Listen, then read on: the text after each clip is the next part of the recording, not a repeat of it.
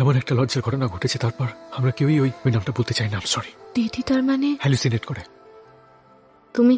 তোমার জন্য খাবার এনেছি, দেখি জ্বর এসেছে? আমার কোনো জ্বর টর নেই। মা যে বললো ওরা সবাই মিথ্যে কথা বলছে, আমাকে ঘরের মধ্যে আটকে রাখার মতলবে।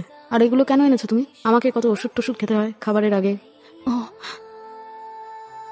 খাবারের আগে কোন ওষুধটা খেতে হয় তুমি জানো? আমাকে তাহলে দেখিয়ে দাও। দিলীপদা তো নিচে খাচ্ছে। ও খাচ্ছে ওদের সঙ্গে? হ্যাঁ। এই প্রথম। এইগুলো তো সব খুব হাই পাওয়ারের ওষুধ দিদি। তাহলে বুঝলে আমার কি জ্বালা। এই নাও। Thank you. থ্যাংক ইউ কিসের জন্য? এই প্রথমবার তুমি দিলীপকে ওর সম্মানটা পাইয়ে দিলে। ও নিচ্ছে তো? হ্যাঁ, খাচ্ছে।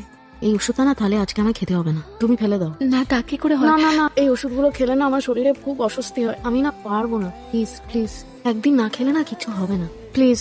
আচ্ছা ঠিক আছে। দিলীপ ছাড়া এই প্রথম আমার ঘরে কেউ এলো। তুমি আমার ঘরে আসবে তো অর্পিতা? কিন্তু আমার নাম তো অর্পিতা নয়, আমার নাম হলো অঞ্জনা।